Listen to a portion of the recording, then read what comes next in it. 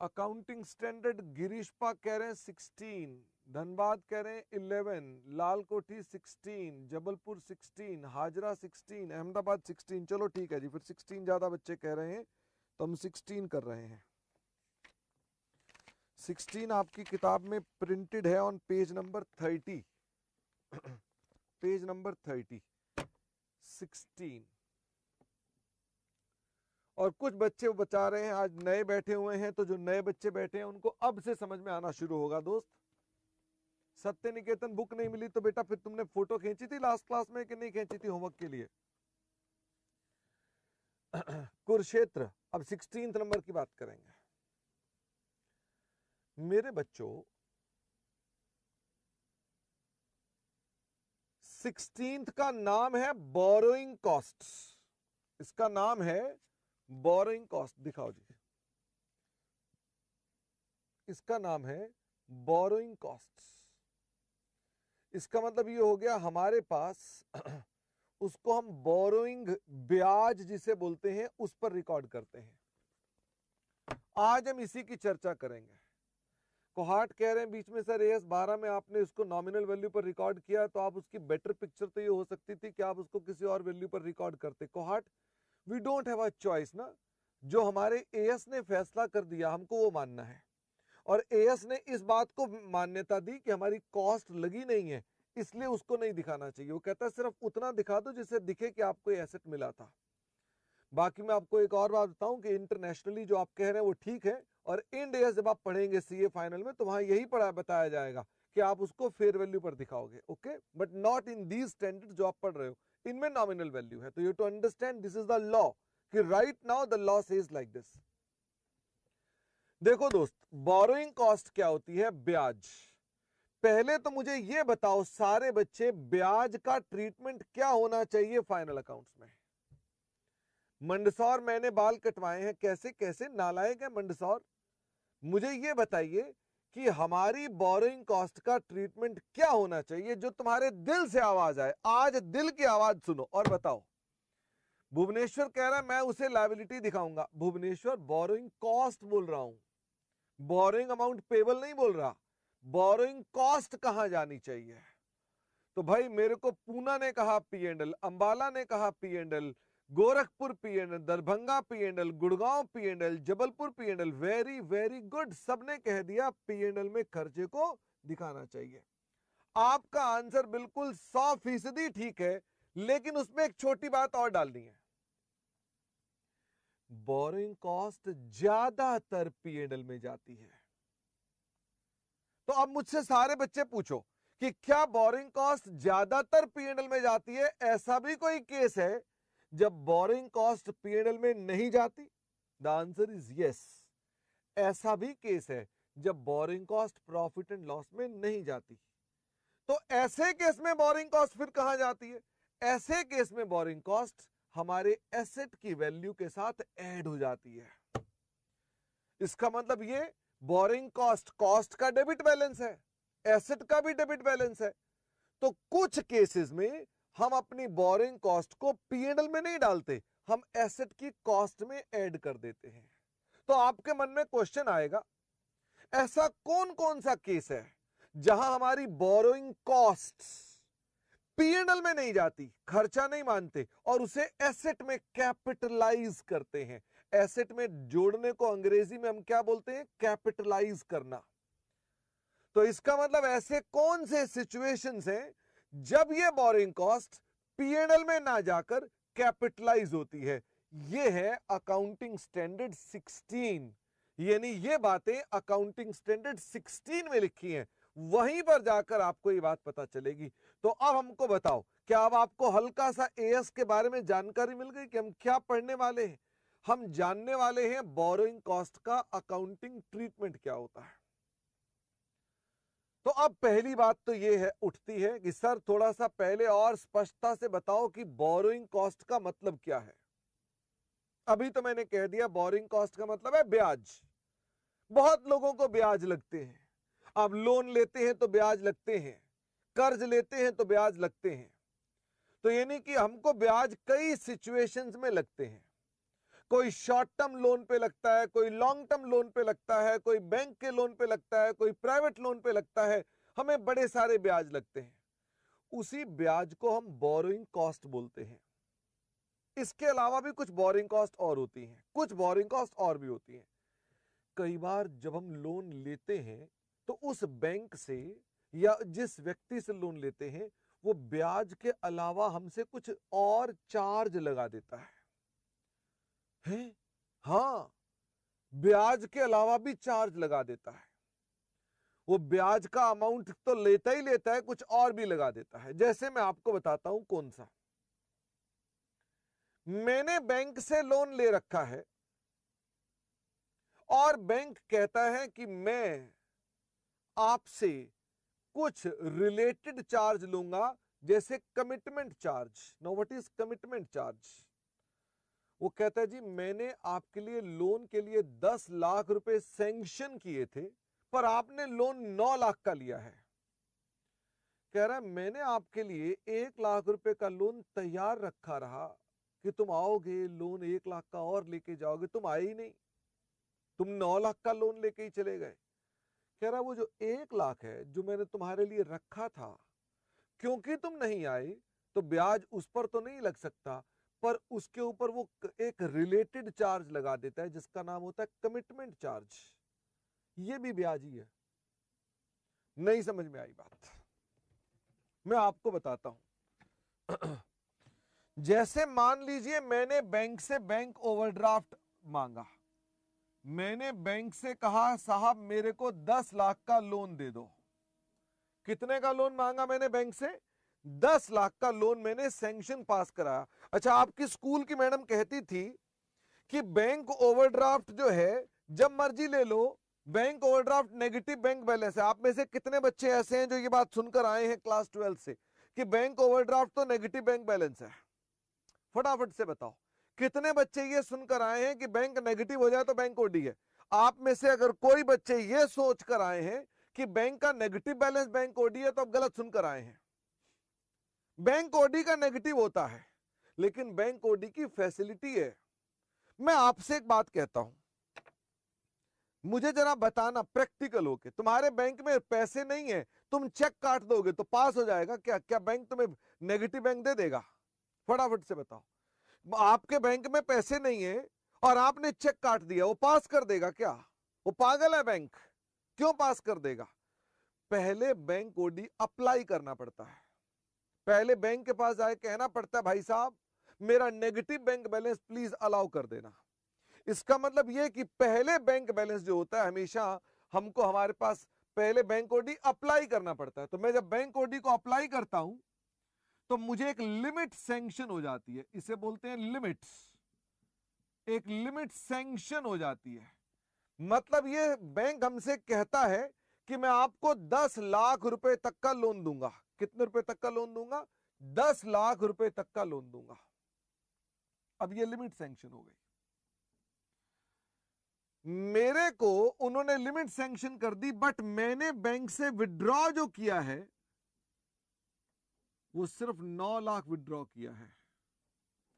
कितने रुपए मैंने बैंक से विड्रॉ किए हैं? 9 लाख रुपए। तो बताइए क्या बैंक ने लाख रुपए तैयार रखे हुए हैं, आप कभी भी आके ले सकते हो? क्या बैंक ने 1 लाख रेडी रखे हुए हैं 10 में से? बैंक ने 1 लाख रुपए बिल्कुल रेडी रखे हैं कि तुम कभी भी आके ले सकते हो। आप आए ही नहीं तो बैंक कहता है 9 लाख पर तो मैं इंटरेस्ट लगाऊंगा क्योंकि आपने पैसा लिया है। 1 लाख पर इंटरेस्ट तो मैं लगा नहीं सकता क्योंकि आप लेने ही नहीं आए। 1 लाख पे इंटरेस्ट तो लगा नहीं सकता क्योंकि आप लेने नहीं आए। तो वो क्या करता है इसके ऊपर? वो इसके ऊपर कमिटमेंट चार्ज लगा देता है। वो कहता है जी मैं इस पर 2%, 1% जो रेट ऑफ इंटरेस्ट कम होता है, यानी अगर यहां उसने 9% लगाया है तो यहां 1-2% का कमिटमेंट चार्ज लगा देता है। वो कहता है मैंने आपके लिए पैसा रखा हुआ था। अच्छा मुझे ये बताओ, this is interest, this is commitment charge. Borrowing cost में ये भी बोरोइंग कॉस्ट है और ये भी बोरोइंग कॉस्ट है। मुझे बताओ क्या बोरोइंग कॉस्ट वाइडर टर्म हुई? क्या बोरोइंग कॉस्ट एक वाइडर टर्म है कि नैरो टर्म है? ये इंटरेस्ट में इंटरेस्ट ही होता है, लेकिन बोरोइंग कॉस्ट में इंटरेस्ट भी होता है, कमिटमेंट चार्ज भी होता है। अच्छा, अभी और भी बातें सुनते हैं, और भी बातें सुनते हैं। बोरिंग कॉस्ट में कई चीजें हैं, अभी तो मैंने 2 ही बातें बताई हैं। मैं आपको अभी क्या समझा रहा हूं, बोरिंग कॉस्ट का ट्रीटमेंट बता रहा हूं कि बोरिंग कॉस्ट का मतलब बता रहा हूं? बोरिंग कॉस्ट का मतलब बता रहा हूं, फिर मैं इसका एक समरी वीडियो बना दूंगा। मेरे बच्चों, बोरिंग कॉस्ट में एक और चीज आती है। जब आप बोरो करने जाते हैं तो किसी एजेंट के थ्रू अरेंजमेंट कराना पड़ता है। मैं आपको क्या बताऊं, सच बात तो यह है कि मैं बैंक में गया लोन लेने के लिए, तो मैंने मैनेजर को बोला, मैंने कहा साहब मुझे लोन चाहिए। उन्होंने कहा साहब ऐसा है कि लोन के लिए आपको ये 15 कागज बनाकर लाने हैं। अब मेरे बच्चों, वो कागज मैं खुद बनाता रहूं या किसी एजेंट से बनवा लूं? किसी को बुलाकर मैं कह दो भाई साहब जरा ये सारे लोग कागज वागज पूरे कर दो, जो मैनेजर कह रहा है जरा उससे बातचीत करके मेरा लोन करा दो। तो आम तौर पे हम लोग, आम तौर पे, हमेशा नहीं, आप डायरेक्ट भी ले सकते हैं, पर आम तौर पे हम लोग किसकी मदद लेते हैं? जो लोन दिलाने का काम करते हैं। हम कहते हैं भाई साहब लोन आप ही दिला दो, आपकी मैनेजर जान पहचान है। और सच बात तो ये, कोई सुन ना ले, एजेंट की आगे मैनेजर से साठ गांठ भी होती है। वो आगे क्या बोलता है, कहता है मेरे को इतने पैसे देना, दिलवा दूंगा लोन, नहीं तो अटकाते रहेंगे तुम्हारे को ये। तो रियलिटी में आजकल एजेंट के पास इसलिए भी जाना पड़ता है कि सीधे जाओ तो लोन मिलता नहीं है, एजेंट के थ्रू जाओ तो उसकी साठ गांठ होती है। समझ में आ रही? बोलना मत किसी को। तो मैंने आपसे कहा कि हमारे पास ऐसी स्थितियों में वो एजेंट हमसे चार्ज लेता है, वो हमसे चार्ज लेता है। जब लोन दिला देता है तो कहता है भाई साहब इतने रुपए दे दो मुझको। तो क्या वो भी बोरिंग कॉस्ट है? वो ब्याज नहीं है। जो एजेंट मांग रहा है ब्याज नहीं मांग रहा, वो रिश्वत मांग रहा है, कमीशन मांग रहा है, लेकिन क्या वो भी बोरिंग कॉस्ट है? द आंसर इज यस, ये भी बोरिंग कॉस्ट है। तो क्या बोरिंग कॉस्ट में जो हम बोरो करने के लिए कॉस्ट पे करते हैं, जैसे कि कॉस्ट फॉर अरेंजिंग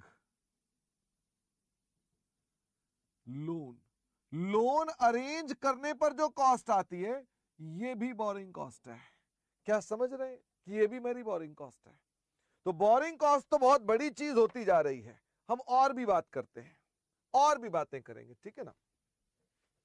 सुनिए ध्यान से। जब आप क्लास 12th में थे तो एक बात पढ़ते थे क्लास 12th में,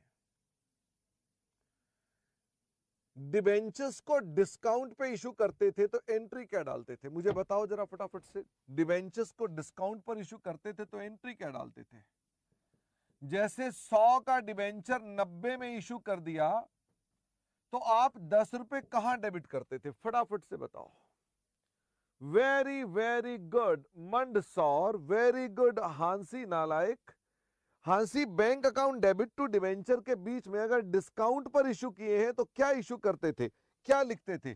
डिस्काउंट ऑन इशू। या कभी कभी आप उन्हें कहते थे मैं तुम्हें प्रीमियम पे करूंगा ऑन रिडम्पशन, मान लो 5 रुपए, तो आप इसका अमाउंट 15 रुपए करके इसका नाम लॉस ऑन इश्यू बोल देते थे। क्या आपको याद आ रहा है बचपन में ये सब बातें पढ़ते थे कि कभी कभी डिबेंचर्स को इशू करने पर कोई नुकसान होता है या उनकी रिडम्पशन करने पर कोई नुकसान होता है? मैं इसकी चर्चा कर रहा हूं। फिर आप इसको क्या करते थे, इस 15 के डिस्काउंट को या लॉस को आप क्या करते थे? इस 15 के डिस्काउंट को या 15 के लॉस को आप क्या करते थे? हर साल आप इसको राइट ऑफ करते थे। राइट ऑफ को बोला जाता है अमोर्टाइज करते थे। हम इसको धीरे धीरे धीरे धीरे से तुमको है ये राइट ऑफ करना, अमोर्टाइज, हम इसको धीरे धीरे अमोर्टाइज करते थे। हम इसे धीरे धीरे अमोर्टाइज करते थे। अमोर्टाइज मतलब प्रॉफिट एंड लॉस में डालते थे। याद आ रहा है? मैं आपसे क्या बोल रहा हूं? हमारा एएस कहता है ये जो अमोर्टाइज आप करते थे ये भी बोरिंग कॉस्ट है। कहता है तुम डिबेंचर को डिस्काउंट दे रहे हो, डिबेंचर होल्डर तुम्हारे चाचा है, तुम उनको डिस्काउंट दे रहे हो? सोच के मुझे बताओ जो मैं कह रहा हूं ठीक कह रहा हूं क्या? वो कह रहे हैं किस बात का डिस्काउंट दे रहे हो तुम उनको? 100 के 90 लेके 10 का डिस्काउंट किस बात का दे रहे हो? वो कह रहा है रियलिटी में तुम उनको ब्याज ही दे रहे हो लेकिन डिस्काउंट के नाम से दे रहे हो। वो आप उनको लालच दे रहे हो। ये भी तो रिश्वत ही है कि भैया 100 के बदले 90 दे दो, मैं तुम्हें 100 वापस कर दूंगा। यानी ये 10 रुपए वही तो हुआ जैसे लोन लेने के लिए कॉस्ट। इसलिए ये भी बोरिंग कॉस्ट है। ओ माय गॉड, ये भी बोरिंग कॉस्ट है। क्या बोरिंग कॉस्ट में कई चीजें आ रही हैं? मुझे फटाफट से बताओ।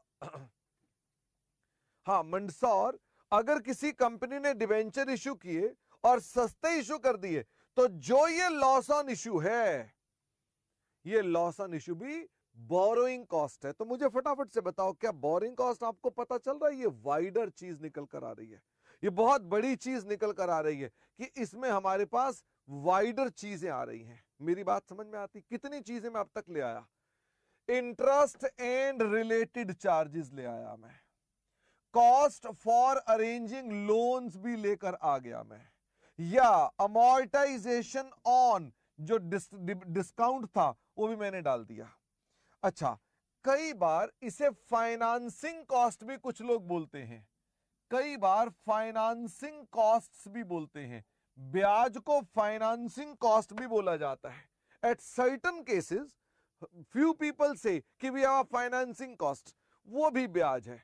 अगर आप इंटरेस्ट ना बोल के फाइनेंसिंग कॉस्ट बोलते हो, वो भी ब्याज है। मैंने कितनी चीजें आपको बता दी, मैंने इतनी चीजें आपको बता दी। एक चीज अभी और आनी है, वो हम बाद में बताएंगे। उसका नाम है एक्सचेंज डिफरेंस, वो हम बाद में बताएंगे। उसकी चर्चा अभी नहीं करेंगे, वो हम इस एएस के एंड में डिस्कशन करेंगे। जब मैं एएस 16 खत्म करूंगा तो लास्ट में एक और पॉइंट बताऊंगा। तो घबराना नहीं उस वक्त कि आपने तो सर बोरिंग कॉस्ट में ये पहले बताया नहीं था, वो मैंने बाद में बताना है क्योंकि उसकी कॉम्प्लेक्सिटी डिफरेंट है। वो पहले समझ लेंगे तो बात आएगी, ठीक है ना। जबलपुर कैपलिन क्या होता है? हाँ, अजमेर अभी गाना सुनाएंगे बाद में। तो मैं आपसे कह रहा था कि बोरिंग कॉस्ट ये होती है। अब मुझे आखिरी बार बता दो, जो भी बोरिंग कॉस्ट होती है, मैंने कहा इसका ट्रीटमेंट क्या होता है? दो ट्रीटमेंट है, या तो ये जाएगा पीएनएल में या ये जाएगा एसेट में, या ये जाएगा पीएनएल में या ये जाएगा एसेट में। इसका मतलब मैं इन सब की बात कर रहा हूं। मैंने कहा ये या ये या ये या ये जो भी है, ये सब बोरिंग कॉस्ट है। या तो ये जाएंगे पीएनएल में या ये जाएंगे एसेट में। This is what we are going to understand today. क्या आपको थोड़ी थोड़ी और पिक्चर क्लियर हुई है? अब आप मुझे एक क्वेश्चन बोलो, अब आप मुझे क्वेश्चन बोलो सर कि हम कब डालेंगे पीएनएल में और कब डालेंगे एसेट में? Ask me the question. Purulia कह रहा है क्या ये आज खत्म हो जाएगा? ना ना, आज नहीं खत्म होगा, पर पुरुलिया ये अब हमारे पास अगले बुधवार को खत्म होगा, नेक्स्ट वेडनेसडे। तो बताइए फटाफट से कि हमारे पास ये पीएनएल में जाना है और एसेट में जाना है, तो कब कब ये एसेट में जाना है, कब कब ये एसेट में जाना है? हाँ जी, एक मिनट होल्ड करो। नहीं,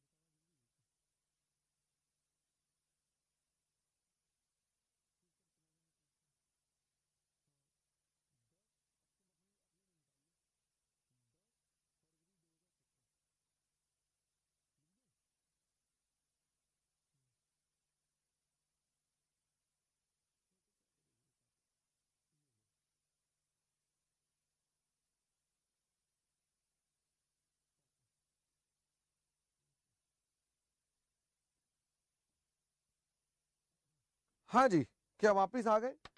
तो मैं आपसे कह रहा था कि हम हो सकता है इसे एसेट में डालें, हो सकता है इसे पीएनएल में डालें। तो in which situation are we going to transfer it to asset, यानी कि इसको बोलते हैं कैपिटलाइज करना। हम कब कब कैपिटलाइज करेंगे, ये हम अगर जान लें तो बाकी सारे बैलेंस केसेस पीएनएल के हैं।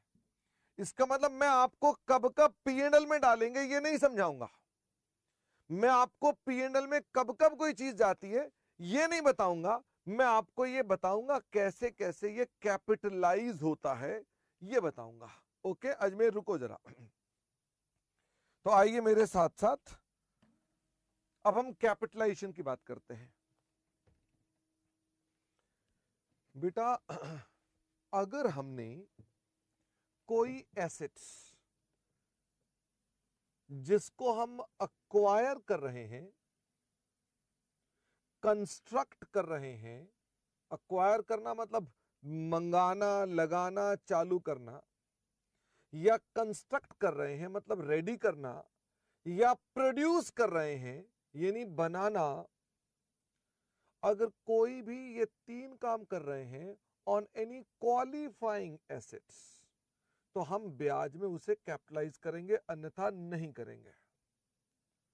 अगर हमने कोई भी खर्चा एक्विजिशन पे, कंस्ट्रक्शन पे या प्रोडक्शन पे, किसकी, ऑफ क्वालिफाइंग एसेट्स, वो एसेट जो क्वालिफाई करते हैं कि बोरिंग कॉस्ट कैपिटलाइज हो सकती है, हम तभी ब्याज उनका कैपिटलाइज करेंगे, अन्यथा नहीं करेंगे। और वो एसेट कौन से होते हैं, क्वालिफाइंग एसेट कौन से होते हैं? क्वालिफाइंग वो एसेट होते हैं जो सब्सटेंशियल टाइम लेते हैं फॉर रेडी फॉर यूज, जो रेडी फॉर यूज होने के लिए सब्सटेंशियल टाइम लेते हैं, वो हमारे लिए क्वालिफाइंग एसेट है। मैं आपसे कहता हूं, मान लीजिए मैंने कार खरीदी, ये बताओ क्या कार को रेडी फॉर यूज होने में, खरीदने में और रेडी फॉर यूज होने में कितना टाइम लगेगा? मैंने कार खरीदी और मुझे बताओ रेडी फॉर यूज होने में कितना टाइम लग जाएगा? तो आप कहेंगे साहब कार तो रेडी फॉर यूज ही आती है, ज्यादा से ज्यादा हो सकता है मैं उसमें कोई सीट कवर लगवा दूं, या हो सकता है मैं उसमें कोई और पॉलिशिंग करा दूं। तो आप कहेंगे साहब ये तो रेडी फॉर यूज हो जाएगी 2 दिन में। तो ये क्वालिफाइंग एसेट नहीं है, इसके अंदर ब्याज नहीं जुड़ सकता। उसी एसेट में ब्याज जुड़ सकता है जिसके लिए उसको तैयार होने में टाइम लगता है 12 महीने से ज्यादा। और ये 12 महीने फिक्स नहीं है, ये ज्यादातर 12 महीने देखे जाते हैं। हमारे सवालों में कोई 12 महीने का चक्कर नहीं होगा, हम तो महीने 2 महीने को भी बोलना शुरू कर देंगे, ज्यादा कम से कम 1 महीना तो हो जिसको बनने में ज्यादा टाइम लगता है। सर कोई एग्जाम्पल दीजिए। जैसे मान लीजिए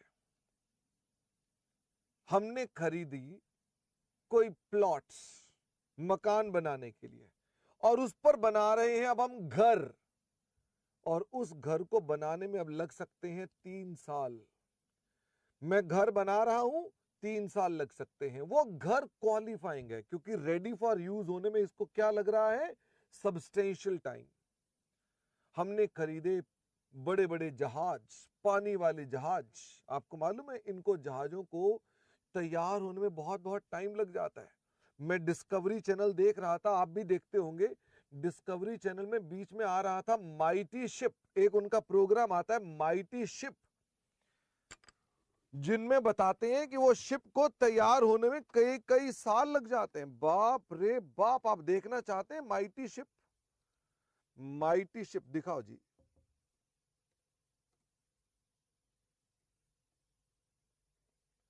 ये देखो डिस्कवरी चैनल माइटी शिप्स। तो इसमें तो वीडियोस देखते हैं कोई, ये लो, ये उसका उन्होंने ट्रेलर दिया है जिसमें माइटी शिप, क्योंकि इनको बनने में कई कई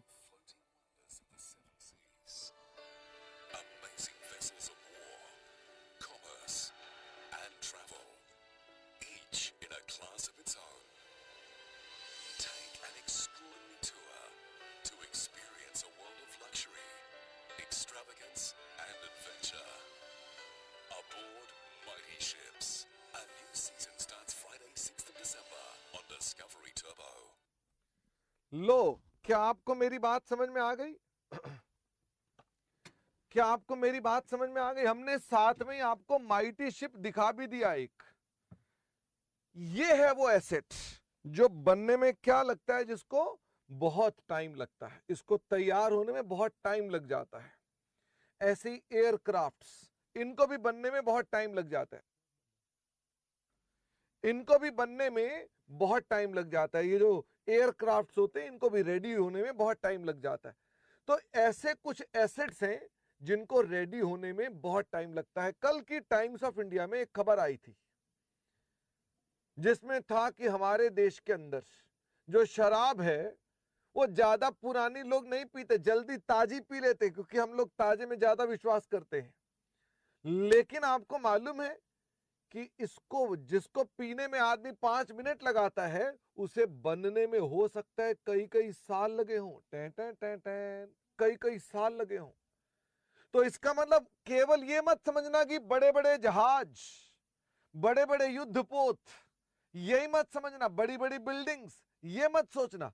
शराब भी बनने में बहुत टाइम लेती, यानी कि ये डिपेंड करता है कि जिस एसेट को बनने में बहुत टाइम लगता है वो सारे क्वालिफाइंग एसेट हैं। और अगर मान लीजिए मेरी कंपनी में कोई क्वालिफाइंग एसेट बन रहा है, तो मैं अपने ब्याज का वो हिस्सा जो उससे संबंधित है, मैं उसके अंदर कैपिटलाइज करूंगा। This is my point, you are understanding?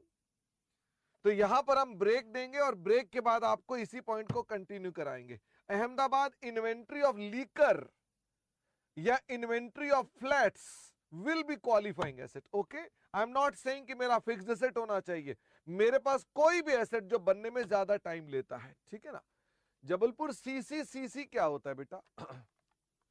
तो we have a short break of 10 minutes.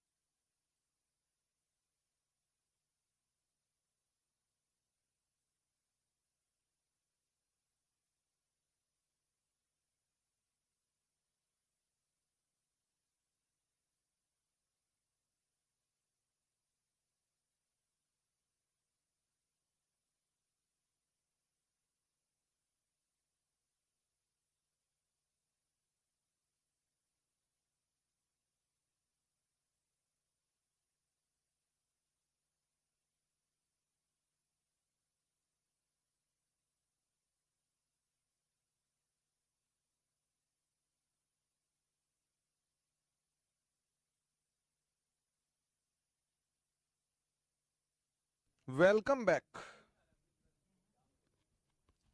तो हमारे पास बोरोइंग कॉस्ट के अंदर मतलब क्या है, बोरिंग कॉस्ट का हमने मतलब आपके साथ डिस्कस किया और हम उसके बाद आगे कुछ नोट्स भी लिख रहे हैं और फिर उसके बाद आगे चलेंगे। सारे बच्चे मेरे साथ साथ हेडिंग लिखें।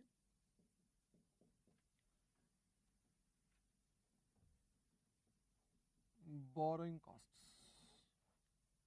Boring cost.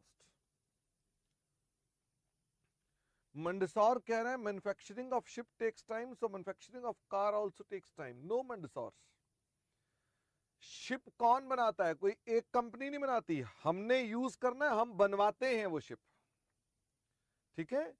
और कार हम बनवाते नहीं है, बनी बनाई आती है। अगर आप कार बनवाएं और बनने में टाइम लगे ज्यादा तो वो भी क्वालिफाइंग हो जाएगी।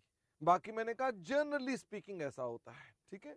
जम्मू इंटेंजिबल एसेट इसमें नहीं आएंगे, वर्किंग कैपिटल इसमें नहीं आएगी, इन्वेस्टमेंट्स इसमें नहीं आएंगी, ठीक है। तो लिखेंगे सबसे पहले number 1, borrowing cost includes following.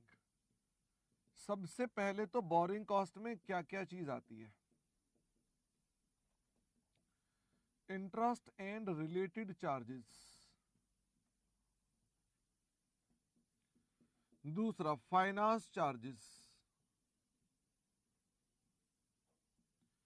तीसरा amortisation of discount oblique loss on issue of debentures, amortisation of cost of borrowings. किसी सीए को जो पैसे दिए, सीए को फीस दी फॉर लोन। और एक और एक्सचेंज डिफरेंस, ये समझाया नहीं है बट लिख लीजिए, exchange difference to the extent treated as an adjustment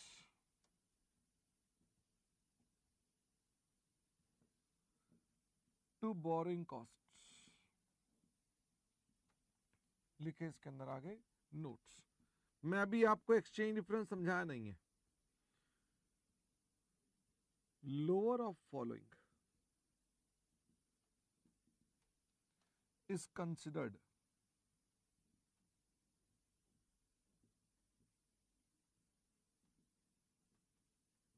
as borrowing costs: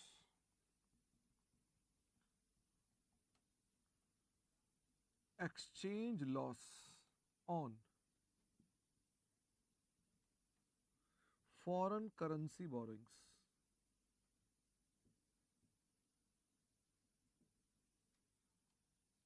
or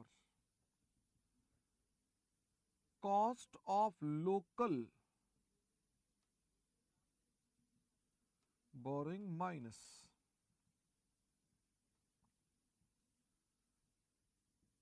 actual borrowing costs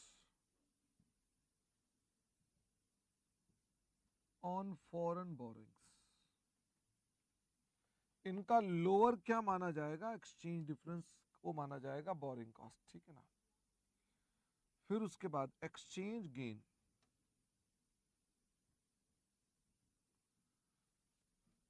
and exchange loss.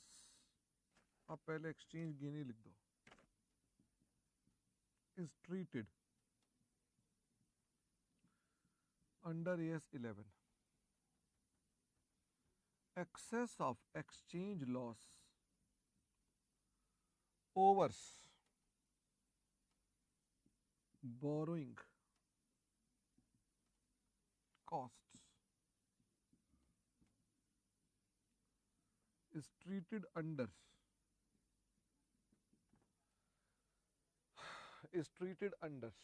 AS 11। Point number 2,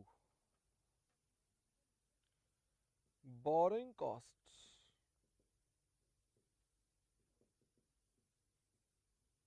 incurred on construction, acquisition, marker ठीक नहीं है,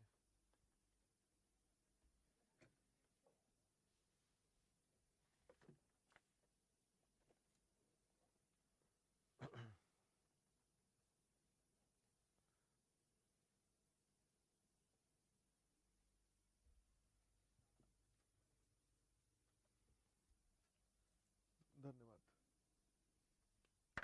ये लो। Borrowing cost incurred on construction, acquisition or production of qualifying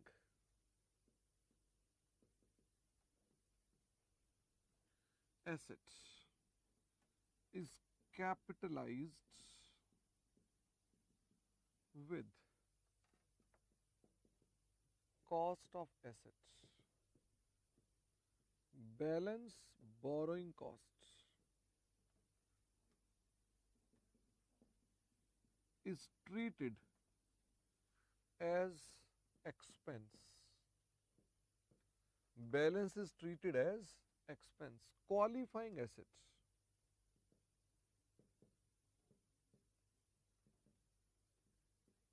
means assets which take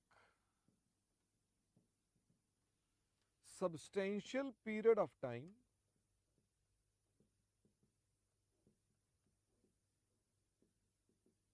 for getting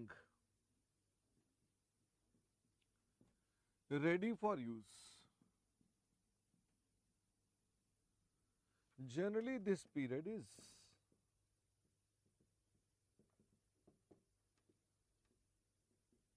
12 months or more. For exam purpose,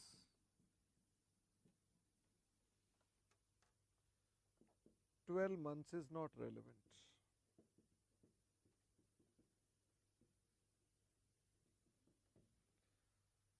Following are qualifying asset. तो मुझे बताओ कौन कौन से एसेट थे जो मैंने आपको बताए थे कि वो क्वालिफाइंग माने। एक तो मैंने कहा एयरक्राफ्ट। ये एयरक्राफ्ट हम जब लेते हैं और हम बनवाते हैं उसको, एयरक्राफ्ट बेटा ऐसा नहीं कि बना बनाया आता है, उसके अंदर पूरा अंदर फर्निशिंग होती है, उसके इंजन की चेकिंग होती है, DICGC का सर्टिफिकेट चाहिए होता है, बड़ा टाइम लगता है। शिप्स, जो मैंने अभी आपको शिप बताया था, माइटी शिप, ठीक है ना, वो सारे इसी के अंदर आ जाएंगे। माइटी शिप प्रोग्राम का नाम है अहमदाबाद। लीकर, फिर उसके बाद नंबर 4 प्लांट एंड मशीनरी। क्या आपको कोई प्लांट एंड मशीनरी की फोटो दिखाऊं? पहले बताओ जरा।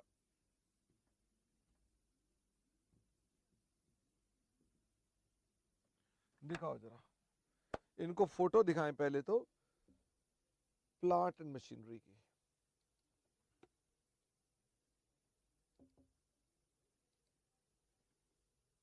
Plant and machine,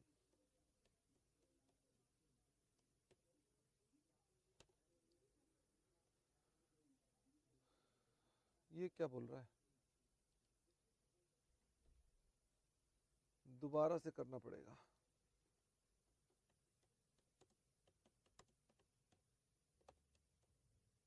plant and machinery, अब ये बार बार पूछता है, पता नहीं क्या। इमेजेस, लो साहब, ये देखो, ये है प्लांट एंड मशीनरी। हम जब बोलते हैं ना प्लांट एंड मशीनरी, तो हमारे लिए प्लांट एंड मशीनरी ऐसे ऐसे प्लांट होते हैं। ये है प्लांट एंड मशीनरी। अब ये बताओ, ये कोई वो प्लांट एंड मशीनरी है जो छोटे मोटे हैं कि बड़े बड़े हैं? ये है प्लांट एंड मशीनरी, ये है प्लांट एंड मशीनरी, ठीक है ना। ये है प्लांट एंड मशीनरी, यानी इनको बोलते हैं, ये है प्लांट एंड मशीनरी।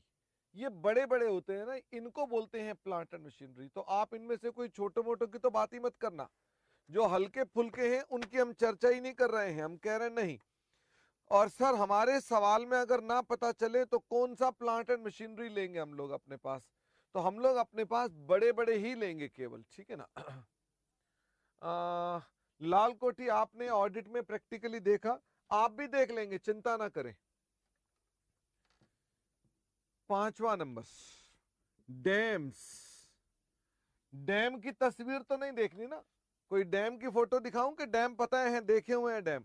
ये डैम कोई छोटी चीज नहीं है, बहुत बड़ी चीज होती है डैम, ठीक है। तो ये भी हमारे पास जो होते हैं, these are also qualifying assets. Buildings, ये भी क्वालिफाइंग एसेट है। अच्छा एक बात बताओ, मैंने बिल्डिंग बनी बनाई खरीद ली, मैंने बिल्डिंग बनी बनाई खरीद ली, क्या ये क्वालिफाइंग एसेट है? This is my question. मैंने मकान बना बनाया खरीद लिया और मैं वहां जाके रहना शुरू हो गया, क्या ये क्वालिफाइंग है? The answer is no.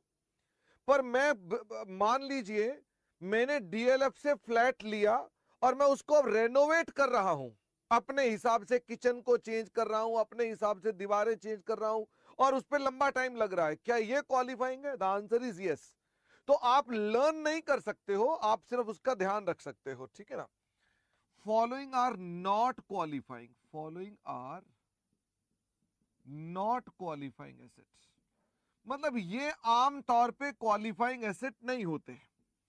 Working capital, मेरे बच्चों ये वर्किंग कैपिटल कोई एसेट ही नहीं है जो बनता हो। इन्वेस्टमेंट इन शेयर्स, क्या इन्वेस्टमेंट इन शेयर्स डिबेंचर्स को बनाया जाता है? ये तो खरीदते हो, दैट्स इट, इसमें कुछ और चक्कर ही नहीं है। या investments in debentures,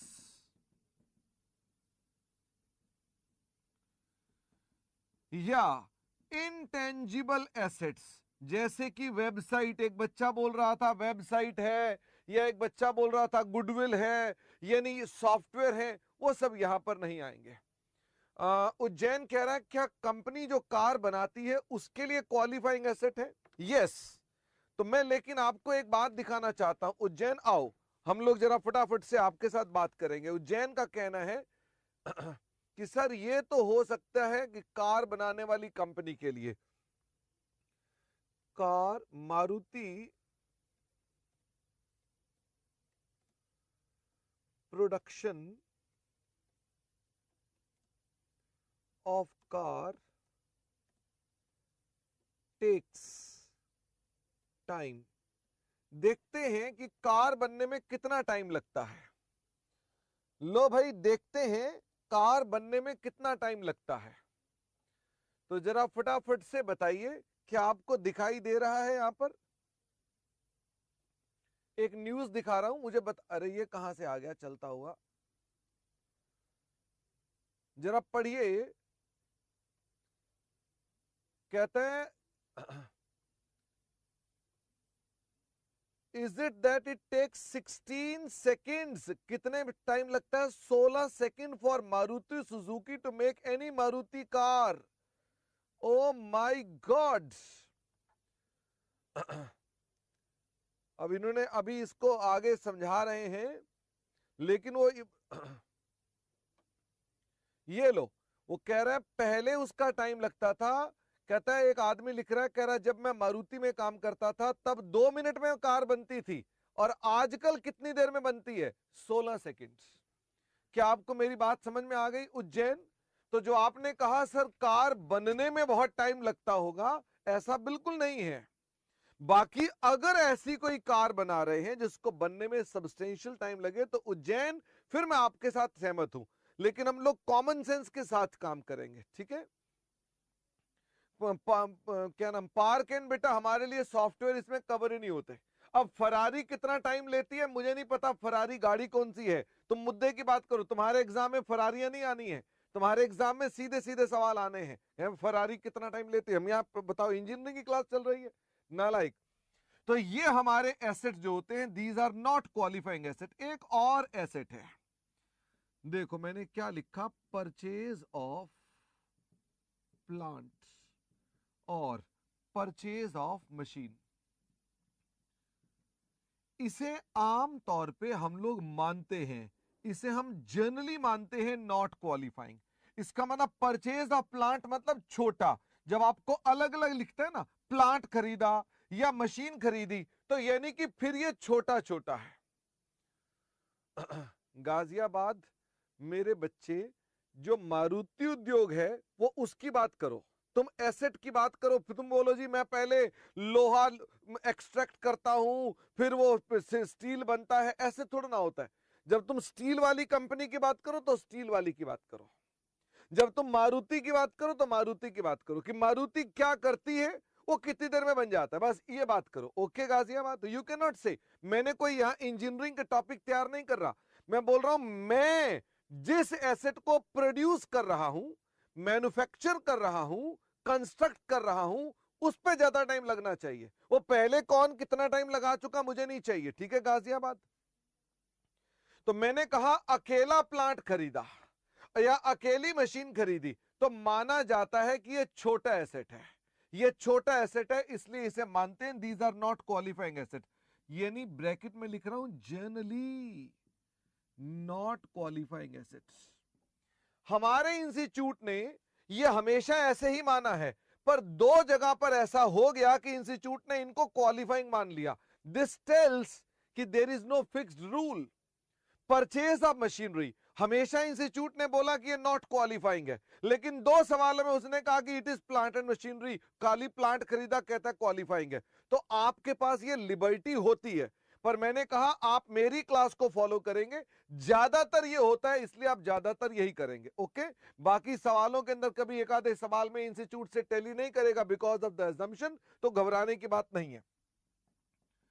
vehicles, vehicles यानी कि ट्रक, कार,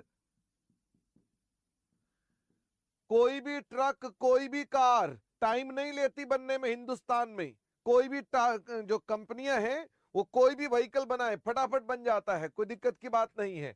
या एडवांस, वैसे तो एडवांस ऊपर कवर हो गया, वर्किंग कैपिटल इंक्लूड्स एडवांस, फिर भी मैंने कहा यहां ले आते हैं एडवांस फॉर एसेट्स। अगर मान लीजिए मैंने एडवांस फॉर एसेट दिया, ट्रक दिया, मशीन दिया, तो वो इसमें कवर नहीं होता है, वो इसके अंदर कभी भी कवर नहीं होता है। हाजरा कह रहा है सर व्हाई नॉट सॉफ्टवेयर और सॉफ्टवेयर डेवलपमेंट। बेटा सॉफ्टवेयर और सॉफ्टवेयर डेवलपमेंट जो होता है ये हमारा इनटेंजिबल एसेट में कवर, उसमें AS 28 में 26 में कवर हो जाता है, वो इसमें कवर ही नहीं हो रहा है, इसलिए उसकी चर्चा नहीं कर सकते। उसका अलग कैपिटलाइजेशन का प्रोसेस है, वो हमारे को AS 26 बताएगा, हम जब पढ़ेंगे तो वहां डिस्कस करेंगे। गिरीश पाक, advance for asset means asset को खरीदने के लिए दिया गया एडवांस। जैसे आपने कोई चीज खरीदी बाजार से तो ये पेड एडवांस फॉर दैट, ठीक है ना। चलिए शिमला जी, आप क्विकली इसको लिखेंगे। तो मैंने आपको बताया these are basically qualifying assets, और मैंने कहा कुछ नहीं है क्वालिफाइंग और कुछ हैं। तो मुझे जल्दी से बताइए आप लोग लिख चुके कि नहीं लिख चुके, जल्दी से बताइए आप लिख चुके कि नहीं लिख चुके। हम कर रहे हैं गिनती, 1 2 अच्छा फटाफट लिखो जरा, फटाफट मंदसौर फटाफट से लिखो। मंदसौर कह रहा है सेंट्रलाइज्ड एसी। अब मंदसौर सेंट्रलाइज्ड एसी तुम्हें क्या लगता है कि सालों साल बनने में लगते हैं उसके नालायक, इसलिए मंदसौर जरूरी है कि। और नंबर 2, आपको कोई ऐसे क्वेश्चन नहीं आएंगे कि सेंट्रलाइज्ड एसी के एसी का डक्ट, आपको तो जनरल क्वेश्चंस आएंगे, तो आप जनरल में आप अपना लॉजिक के साथ आंसर देंगे। ओके शिमला जी फ्रीज करो, मैं प्रिंट लूंगा इसका।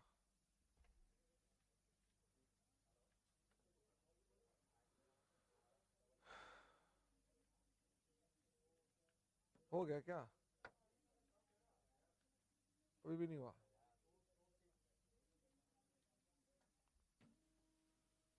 जम्मू लोअर का मतलब होता है कम, दोनों में से जो भी लोअर होगा, ठीक है ना। लोअर मींस कम। भागलपुर मैंने इसका प्रिंट ले लिया है, तो आप उसको अपने पास वहां से देख सकते हैं।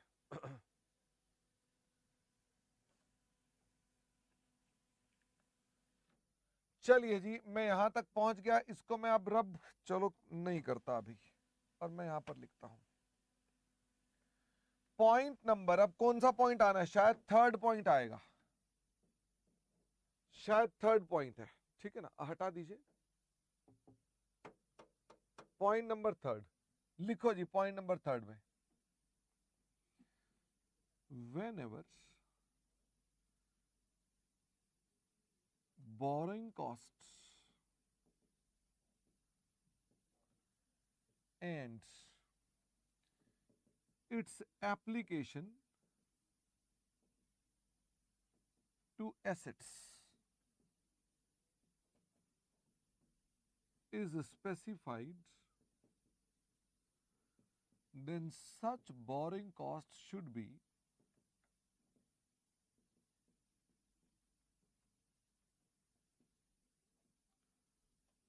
allocated to assets. Borrowing costs which relates to qualifying assets should be capitalized. मैंने ये बात आपको समझानी है, पहले लिख लेंगे फिर समझाता हूं। कोहार्ट, कहीं ना कहीं अभी तुमको मेरी बात समझ नहीं आई है। कोहार्ट, मैंने अपने एसेट को कंस्ट्रक्ट करना शुरू कर दिया या रेडी करना शुरू कर दिया, ठीक है,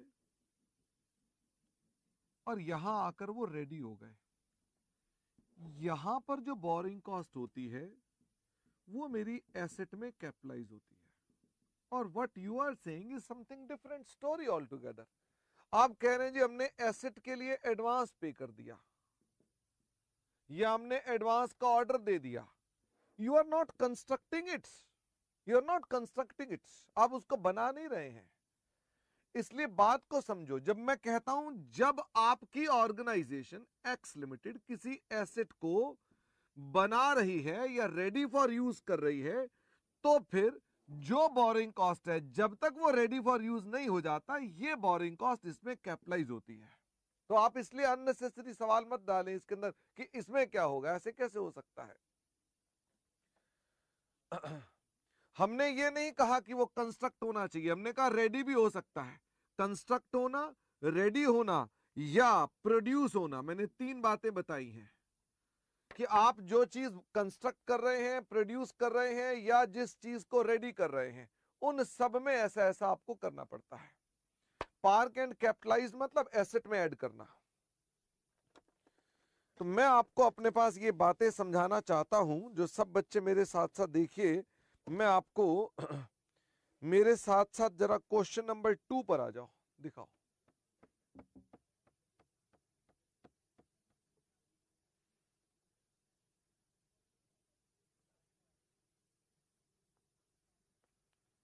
क्वेश्चन नंबर 2 दिखा दीजिए। GHI लिमिटेड, कंपनी का नाम है GHI लिमिटेड, पेज नंबर है 30। तो वो कहता है जी अगर हमारे पास GHI लिमिटेड है, obtained a loan for ₹70 lakhs।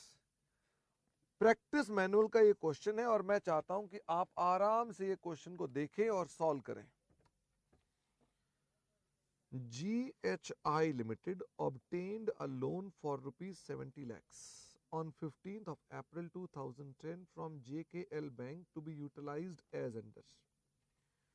इस 70 लाख के लोन को हमने कहां पर अप्लाई किया? Construction of a factory shed, purchase of machinery, working capital और advance for purchase of truck. In March 2011, the construction of factory shed was completed and machinery which was ready for its intended use was installed. Delivery of truck was received in the next financial year. total interest is rupees 9,10,000 was charged by bank for the financial year ended on 31st March 2011. Show the treatment under accounting standard 16 and also explain the nature of assets. तो आपने ये सवाल करना है. Interestingly जो मैं ये आपको सवाल कराने जा रहा हूं, ऐसे ऐसे सवाल 1, 2, 3, 4, 5, 6, 7 ऐसे क्वेश्चन इंस्टीट्यूट ने पास्ट में 7 टाइम्स पूछे हैं. 7 टाइम्स पूछे हैं. तो मैं चाहता हूं आराम से क्वेश्चन को समझें और इसी पर आज टाइम लगाएं. दिखाओ जी.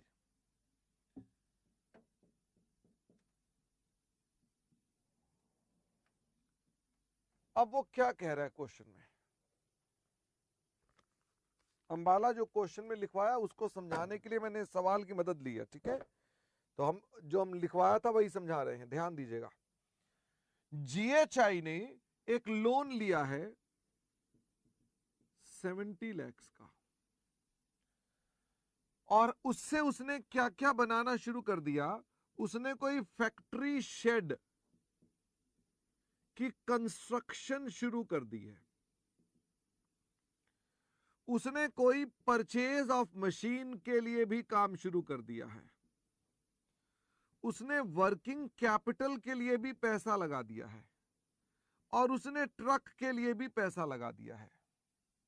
तो कह रहा है ये 70 लाख हमने शेड पे कितना लगाया है. शेड पे 25 लाख लगाया है और मशीनरी पे 20 लाख लगाया है. वर्किंग कैपिटल पे 15 लाख लगाया है और ट्रक पे 10 लाख लगाया है. जोड़कर देखना क्या 70 हो गया. 2 2 4 और 2 6 70 लाख. कि ये जो लोन था मुझे फटाफट से बताइए. ये जो अच्छा क्वेश्चन नंबर 2 है. ओके, ये जो लोन था 70 लाख का वो इनके लिए है. अब मुझे आप पहले तो ये बताओ कि इनमें से क्वालिफाइंग एसेट कौन कौन सा है. अब आप मुझे ये बताएंगे इनमें से क्वालिफाइंग एसेट कौन सा है. तो क्वालिफाइंग एसेट क्या होते हैं. क्वालिफाइंग एसेट वो होते हैं which takes substantial time to get ready for use. जिनको यूज करने से पहले रेडी करने से सब्सटेंशियल टाइम लगता है. जनरली कितना टाइम है ये. 12 महीने. तो भाई ये टाइम किस में लगता है मुझे बताओ. ये टाइम किस चीज में लगता है. या तो हम कंस्ट्रक्ट कर रहे हैं या हम इसको अक्वायर कर रहे हैं या हम इसको प्रोड्यूस कर रहे हैं. इन पे लगना चाहिए. ये हमारी बात चल रही है दोस्त, किसी और की बात नहीं चल रही कि किसी और ने क्या किया. यह अपनी बात कर रहे हैं. अब मेरे बच्चों फैक्ट्री शेड. अब मुझे बताओ अपना कॉमन सेंस लगा के factory shed. Do you want to see any factory shed. क्या आप कोई फैक्ट्री शेड देखना चाहते हैं कि फैक्ट्री शेड क्या होता है. क्योंकि हो सकता है, पर हालांकि एग्जाम में आपको नहीं मिलेंगे शेड वेड. आपको वहां पर खुद दिमाग दौड़ाना है. तो मैं ये सिर्फ आपको जितनी बातें यहां करेंगे विल ट्राई कि आप लोग अपने पास ज्यादा से ज्यादा समझ पाए. लो भाई, ये है factory shed. These are factory sheds. ये है फैक्ट्री शेड. क्या आपको समझ में आई. ये है फैक्ट्री शेड. तो मुझे बताओ क्या ये सब्सटेंशियल टाइम लेते हैं. The answer is yes. ये सब्सटेंशियल टाइम लेते हैं. इन्हें बनने में सब्सटेंशियल टाइम लगता है. अच्छा, क्या 12 महीने मेरे एग्जाम के लिए काम के हैं ना. आपके लिए कॉमन सेंस है कि भाई जिसको बनने में काफी टाइम लगता है. बात खत्म. अच्छा, अब परचेज ऑफ मशीनरी. तो ये मशीनरी को हम ना सोलो देखेंगे. प्लांट एंड मशीनरी नहीं बोला ना, खाली मशीन बोला. तो मशीन हम सोलो बोलेंगे. मशीन मतलब नॉर्मल मशीन है. तो मुझे बताओ क्या ये क्वालिफाइंग एसेट है. मैंने कहा नॉट क्वालिफाइंग एसेट. मशीनें जो मिलेंगी आपको बाजार से रेडीमेड मिलेंगी। पिछले आदमी ने कितना टाइम लगाया मुझे उसकी लेना देना नहीं है, ठीक है। पिछले आदमी ने मशीन पे कितना टाइम लगाया मुझे कोई देना नहीं। मैंने मशीन ली, मेरी मशीन रेडी फॉर यूज है, बात खत्म। वर्किंग कैपिटल, भाई वर्किंग कैपिटल को तो कंस्ट्रक्ट ही नहीं करते, अक्वायर ही नहीं करते, प्रोड्यूस ही नहीं करते। This is not qualifying assets, this is not qualifying asset. और ट्रक, ये शायद ट्रक के लिए एडवांस दिया था। अब ये बताओ एडवांस फॉर ट्रक का मतलब क्या, ये एसेट बन रहा है क्या? एडवांस फॉर ट्रक का मतलब क्या? ट्रक बन रहा है, we are making the truck. तो एयर इंडिया का जो आपने कोहार्ट एग्जांपल लिया वो एडवांस फॉर एयरक्राफ्ट है। Advance for aircraft is not qualifying asset ना, क्योंकि आपने तो एडवांस दिया हुआ है। वैसे ही आपने ट्रक के लिए एडवांस दिया, अभी कुछ नहीं है, this is again not qualifying assets. तो बताइए मेरा क्वालिफाइंग एसेट कौन है? सिर्फ एक। अब क्वेश्चन कहता है हमारे पूरे साल का ब्याज था, इंटरेस्ट था 9,10,000। तो मुझे ये बताओ, क्या आपको नहीं लगता कि 9,10,000 इन सभी का है? तो पहले प्रो राटा करना पड़ेगा कि भाई 9,10,000 में से शेड का कितना होगा, मशीन का, हर एक का इंटरेस्ट आपको पहले अलग अलग ढूंढना पड़ेगा। तो मुझे बताओ क्या इसके लिए बेस्ट रेशो क्या होगी? 9,10,000 की बेस्ट रेशो क्या होगी? यही रेशो नहीं होनी चाहिए, 25:20:15:10, यही रेशो होनी चाहिए। अब आप मुझे बताओ कि पहले वाले का ब्याज कितना बन जाएगा? पहले वाले का ब्याज कितना बन जाएगा? 25/70 इंटू 9,10,000, ये ब्याज बनेगा। तो मुझे बताइए कितना हो गया? पूना कह रहे हैं 3,25,000। और वैसे अब इनका भी ढूंढेंगे तो 20/70 इंटू 9,10,000, 15/70 इंटू 9,10,000। हालांकि ढूंढने को ज्यादा फायदा नहीं क्योंकि ये सब पीएनएल में ही चले जाने हैं, इंटू 9,10,000। तो ये ब्याज निकाले जा सकते हैं। 2,60,000 श्री गंगानगर, 2,60,000 के बाद लाल कोठी 1,95,000 और 1,30,000 लाल कोठी। अब मुझे ये बताओ व्हाट इज द ट्रीटमेंट? ये ब्याज का ट्रीटमेंट क्या होना चाहिए? तो ये ब्याज कहां जाना चाहिए? It should be transfer to PNL and this should be added to, इसको किस में ऐड कर देंगे? Added to the cost of shed. हम मानेंगे कि शेड 3,25,000 का महंगा बना है, वो हमारी कॉस्ट नहीं है, वो उसको बनाने का ब्याज है। मैं आपसे और बात करना चाहता हूं, मान लीजिए शेड को बनाया जा रहा है, तो इस पे मटेरियल का खर्चा हुआ तो ये भी तो कैपिटलाइज होगा, लेबर का खर्चा हुआ ये भी तो कैपिटलाइज होगा, ओवरहेड लगे ये भी तो कैपिटलाइज होंगे। बताओ कब तक आप कैपिटलाइज करते हो? जब तक वो एसेट रेडी फॉर यूज नहीं होता। क्या आपको स्कूल में मैडम ये पढ़ाती थी कि नहीं पढ़ाती थी कि जब तक मेरा एसेट रेडी फॉर यूज नहीं होता मैं उसे, उस पर किए गए खर्चे कैपिटलाइज करता हूं? Do you remember this clause? क्या आपकी स्कूल की मैडम ये बताती थी कि जब तक मेरा एसेट रेडी फॉर यूज नहीं होता मैं सारे खर्चे कैपिटलाइज करता हूं? सारे बच्चे कह रहे हैं हाँ ऐसा कहती थी। तो वही बात यहां पर लगा दी। मैंने कहा भाई ब्याज को भी कैपिटलाइज करना पड़ेगा। तो basic spirit of this as, इसकी आप ऑलरेडी अकाउंटिंग कॉन्सेप्ट अप्लाई करते थे कि whenever any asset is being made ready for use, तो expenses which are being incurred for making it ready for use, that should be capitalized to the value of asset, क्योंकि वो उस asset की value generate कर रहे हैं। Okay और जिनका उससे कोई लेना देना नहीं है वो ब्याज हमारे पास पीएनएल में जाएगा। मॉल रोड कह रहे हैं ट्रीटमेंट फिर से बताओ। बताओ भाई मॉल रोड क्वालिफाइंग एसेट कौन सा है? ये गया पीएनएल में, ये गया मशीन में, और जो हमारे क्वालिफाइंग नहीं है उनका ब्याज नॉर्मल है, वो राइट ऑफ हो जाएगा पीएनएल के अंदर। अब मुझे एग्जाम में लिख कर आना है, तो कैसे लिख कर आएंगे? आइए हम एग्जाम में इसे देखें कैसे लिखते हैं। मैं इसका प्रिंट आउट ले लेता हूं और इसे एग्जाम के कंटेक्स्ट में लिख के दिखाता हूं। और जो आपने अभी अभी क्वेश्चन किया, ऐसा ही क्वेश्चन आपके पास कई बार एग्जाम में आया हुआ है। ऐसा ही क्वेश्चन आपके पास कई बार एग्जाम में है। तो आइए मेरे साथ साथ जरा इसको पढ़ें।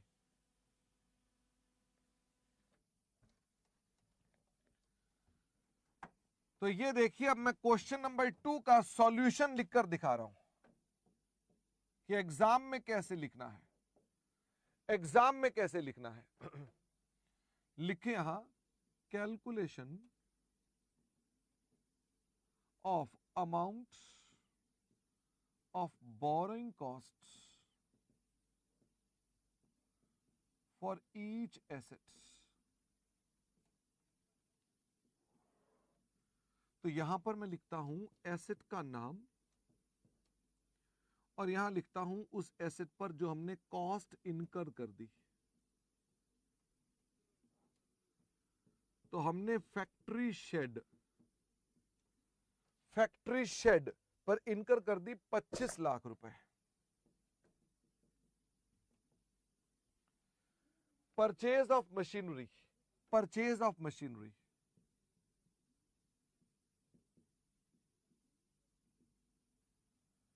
20 लाख।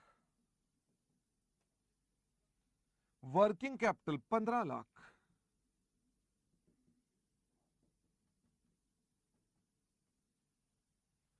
एडवांस फॉर ट्रक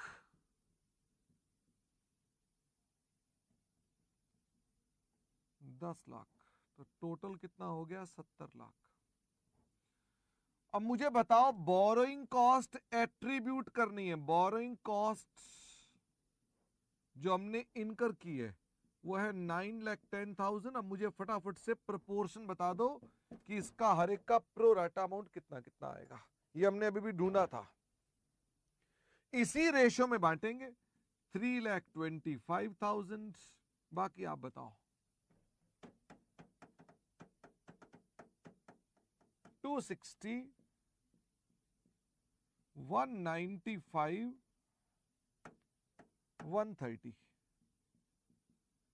अब मुझे बताओ टाइप ऑफ एसेट्स कि ये कौन सा एसेट है। तो ये है क्वालिफाइंग एसेट, ये है नॉट क्वालिफाइंग एसेट, ये है नॉट क्वालिफाइंग एसेट्स। ये नहीं उनके टाइप मैंने बताया। और अब मुझे बताओ इसका ट्रीटमेंट क्या होगा। Capitalise with assets. हम इसको एसेट में डालेंगे और इसे क्या करेंगे? P and L. बस ये उसने क्वेश्चन पूछा था। तो क्या ये कोई मुश्किल सवालों में चीज आती है? बस हमको क्लैरिटी होनी चाहिए कॉन्सेप्ट की, कॉन्सेप्ट क्या है। मुझे फटाफट से बता दीजिए आप यहां तक पहुंच गए कि नहीं पहुंचे। फटाफट से बताइए आप यहां पहुंचे कि नहीं पहुंचे। ऐसा ही क्वेश्चन नंबर 10 है जिसे आप होमवर्क में लिखेंगे। ऐसा ही क्वेश्चन नंबर 10 है जिसे आप होमवर्क में लिखेंगे।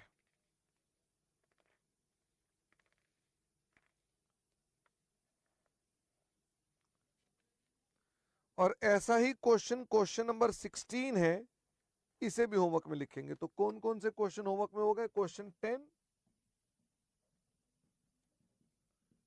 एंड क्वेश्चन 16, ये तो हो गए होमवर्क में।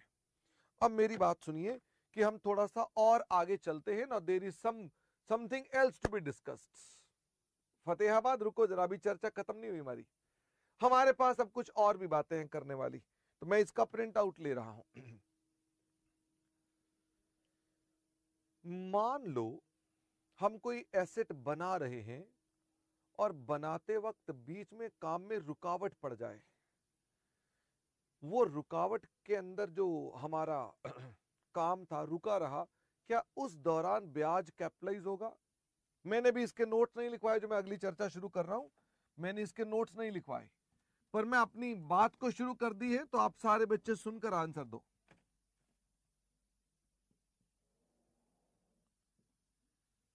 मान लीजिए मैंने एसेट की यहां कंस्ट्रक्शन शुरू की और मैंने कहा जी यहां पर हमारा ईयर एंड हो रहा है, अभी तक हमारा एसेट बन रहा है। एसेट का नाम है फैक्ट्री शेड। इसकी बोरोइंग कॉस्ट हमने ढूंढ ली। इसकी बोरोइंग कॉस्ट थी 3,25,000। इसकी बोरोइंग कॉस्ट मैंने ढूंढ ली, ये है 3,25,000। मेरा सवाल आपसे ये है, अगर मैं आपको कहूं कि बीच में एक महीना, अगर ये 12 महीने हैं तो मैंने कहा एक महीना हमारा काम रुका रहा, 1 month वर्क वॉज सस्पेंडेड। तो द क्वेश्चन इज कि अगर आप 1 महीना काम नहीं कर रहे, कंस्ट्रक्शन तो हो रही थी पर 1 महीना काम रुका रहा, तो मुझे ये बताओ क्या आपका आंसर ये होगा कि 3,25,000 फुल कैपिटलाइज करें या 3,25,000 अगर 12 महीने का खर्चा है तो 11 महीने का कैपिटलाइज करें? तो मेरा सवाल ये है कि इसमें हमको अपने पास अगर अमाउंट चाहिए तो कैसे करेंगे? 3,25,000 डिवाइडेड बाय 12 इंटू 11, तो क्या 297,917 ये कैपिटलाइज होगा कि फुल अमाउंट कैपिटलाइज होगा?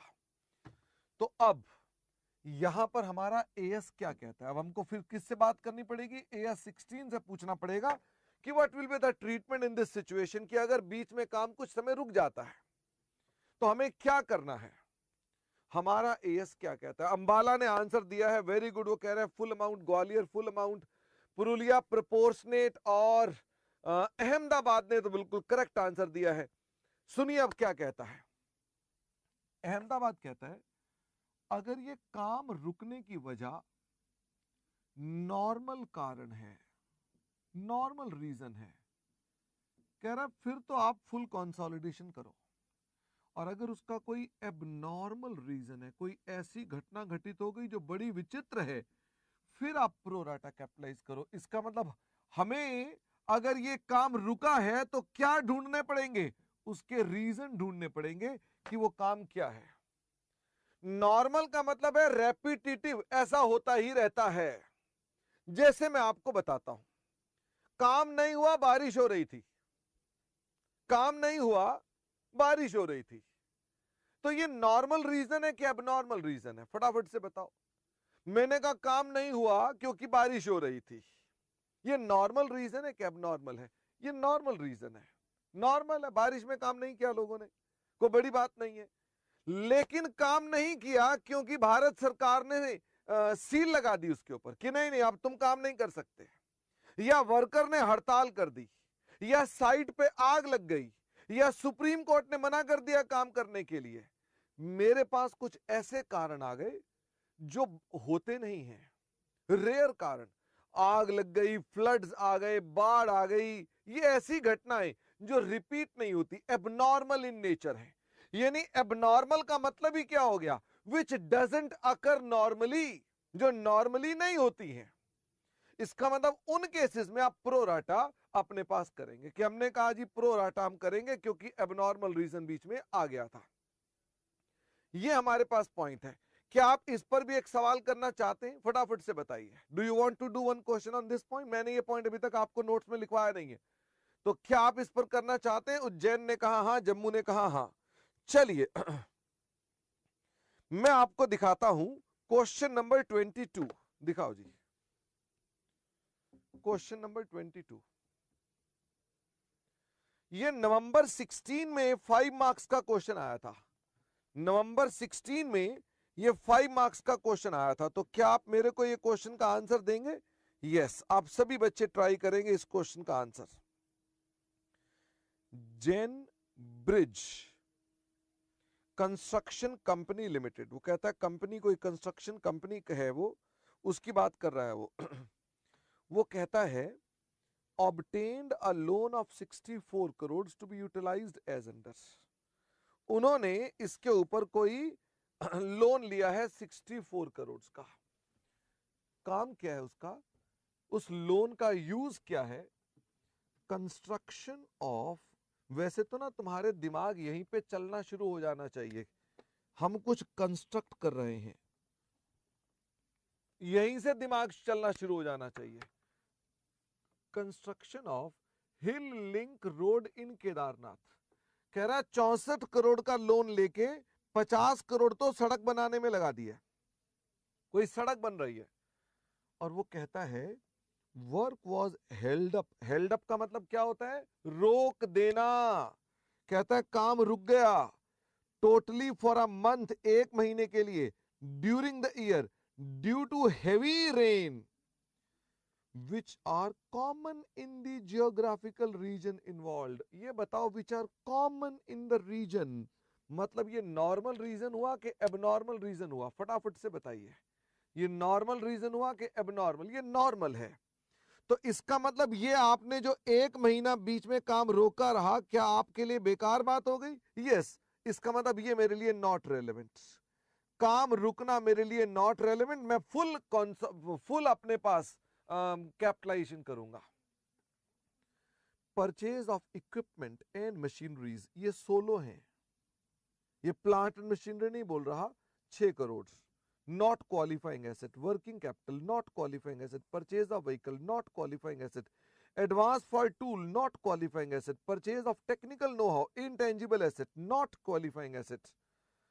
Total interest charged by the bank for the year ended 31 March is 1.6 crore. कहता है टोटल इंटरेस्ट कितना लगा? 1.6 crore. Show the treatment of interest according to accounting standard by Messrs Zen Bridge Construction Company Limited। 5 marks का ये question है। मुझे फटाफट से बताओ इसमें से क्वालिफाइंग एसेट कौन है? इक्विपमेंट एंड पार्क एंड, बेटा जब तक वर्ड प्लांट एंड मशीनरी नहीं लिखा तो मतलब ये कि ये छोटी छोटी मशीन है। प्लांट एंड मशीनरी बड़ी होती है, वो वर्ड है प्लांट एंड मशीनरी। तो बेटा सिर्फ पहला क्वालिफाइंग एसेट है, बाकी सारे नॉन क्वालिफाइंग एसेट हैं।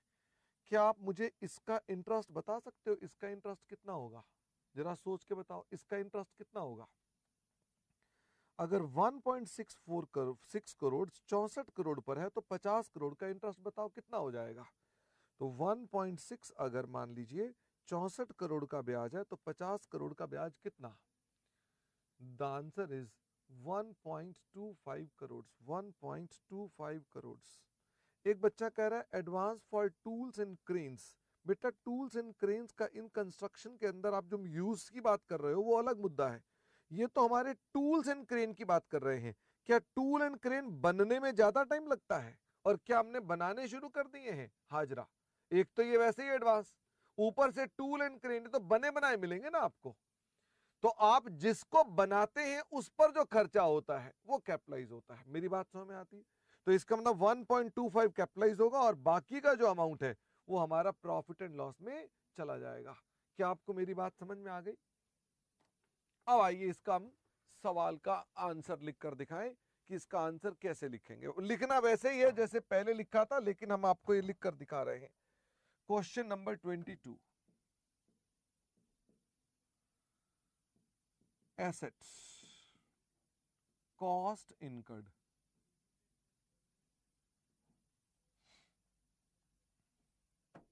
फिर इसके बाद मुझे बताओ इंटरेस्ट कॉस्ट टाइप कौन सा एसेट है और उसका ट्रीटमेंट क्या है।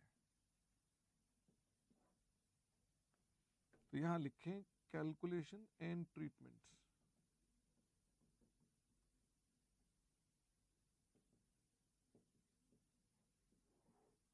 Of borrowing cost. Ajmer change in government policies abnormal नहीं है, वो नॉर्मल है। गवर्नमेंट की पॉलिसियां लगातार चेंज होती हैं। अजमेर एबनॉर्मल सिर्फ क्या होगा? प्राकृतिक आपदाएं। ठीक है। गिरीश पाक कह रहा है what is the meaning of acquisition. Girish पाक, पहली बात तो एक्विजिशन के अंदर जिसमें टाइम लगता है वही एक्विजिशन आएंगी, सारी एक्विजिशन नहीं। अक्वायर तो मैं इसे भी करता हूं, लेकिन एक्विजिशन ऑफ क्वालिफाइंग एसेट यानी कि जिसको रेडी फॉर यूज, अगर ये मैं मार्कर खरीद कर लाऊं और इसे रेडी फॉर यूज करने में ज्यादा टाइम लगे तो ये एक्विजिशन भी क्वालिफाइंग है। समझ रहे हैं गिरीश पाक? मैं जिसे बना रहा हूं या बना बनाया ले रहा हूं या प्रोड्यूस कर रहा हूं, जिसको रेडी करने में टाइम लगता है। ओके गिरीश पाक, अभी कटक होमवर्क बताते हैं नालायक। तो ये आ गया कंस्ट्रक्शन ऑफ रोड। बस बाकी तो सिर्फ लिखते जाओ। Purchase of equipments, working capital, vehicles, tools, technical know how. बस 50, 6, 4, 1, 1, 2। अब मुझे इसकी बोरिंग कॉस्ट बताओ कितनी आ गई? 1.6, 1.25। क्या बाकी आप ढूंढ लेंगे? क्या बाकी ढूंढ लेंगे आप? दिस इज 75, ये 75 है, बच्चा कह रहा है 75 है, 50 60 64 है बेटा ये तो, दिस इज 64। अब इसको ढूंढ लीजिए, ये क्वालिफाइंग एसेट है तो क्या करेगा, इसको हम कर देंगे capitalise with cost of roads, और ये सब कहां जाएंगे, P and L, P and L, P and L, P and L, not qualifying assets. क्या आपको मेरी बात समझ में आती है?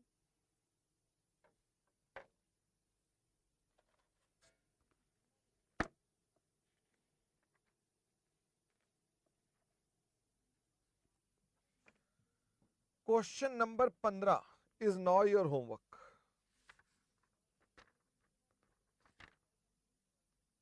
और खाली 15 नहीं, बल्कि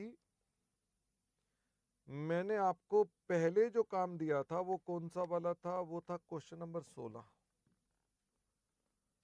और उससे पहले क्वेश्चन नंबर 13 थ्योरी का है, क्वेश्चन नंबर 13 थ्योरी का है, और क्वेश्चन नंबर 10 ये प्रैक्टिकल है, और क्वेश्चन नंबर 4 और बस ये क्वेश्चन होमवर्क के हैं। जम्मू थर्ड पॉइंट यही लिखा है कि हमने प्रोपोर्शनेटली उसे ट्रांसफर करना है जो जिस एसेट का है। अब उसे पढ़िए तो आपको पता चल जाएगा। तो दिखाओ जी, मैं इनकी फोटो खिंचवा देते हैं बच्चों के पास, दिखाओ। क्वेश्चन नंबर 4, तो अपने कैमरा रखें तैयार और फटाफट से 3 गिनेंगे और फोटो बाहर। 1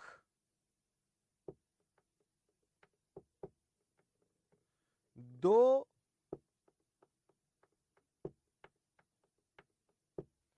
और 3। अभी आ गया 13 एंड 15। 13 में तो थ्योरी है, छोड़ दो इसको। 15 पे आओ। 1 2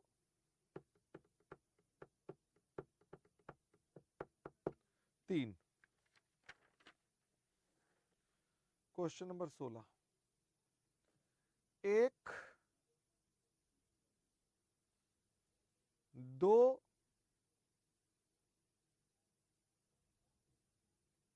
और 3। तो ये भी हमारे पास क्वेश्चन हो गए। अच्छा, अब मैं आपसे कह रहा था कि हमारे पास इंस्टीट्यूट से इंफॉर्मेशन आई है कि इंस्टीट्यूट का स्टडी मटेरियल लेट है। वो कह रहे हैं अभी रेडी नहीं है, और वो किस्तों में देंगे, वो स्टडी मटेरियल किस्तों में देंगे, वो भी इंटरनेट पर देंगे। तो जैसे हमने आपकी एक किस्त किताबें जो बनानी शुरू की हैं किस्तों में बनाई हैं, ऐसे इंस्टीट्यूट का मटेरियल भी किस्तों में आएगा। तो आई होप हमारे पास जो पहली किस्त आनी है वो आ जाएगी 15 अगस्त तक, और 15 अगस्त के बाद फिर हम इस किताब के अलावा जो इंस्टीट्यूट का नया मटेरियल आएगा वो भी पढ़ाएंगे आपको।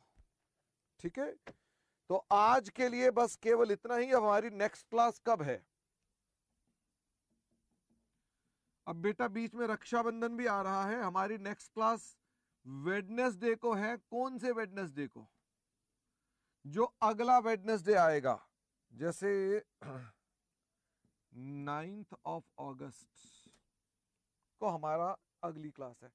9th ऑफ अगस्त को मॉर्निंग 10:30 AM, और उस दिन हम अपने पास क्या करेंगे? We will complete AS 16। हम AS 16 पूरा कर लेंगे उस दिन, बस और कुछ नहीं करेंगे अपने पास। हाँ, और गिरीश पाक आपका AS 1 का भी जो बचा हुआ होमवर्क है वो कर लेंगे हम, कुछ और नया नहीं करेंगे उस दिन। फिर 10 तारीख से आपकी क्लासेस जो होंगी वो रूटीन में आना शुरू हो जाएंगी, वो 2 से 5 के टाइम पर आ जाएंगी। ठीक है ना? तो आज के लिए बस केवल इतना ही। Thank you very much all of you. See you in the next class and bye bye.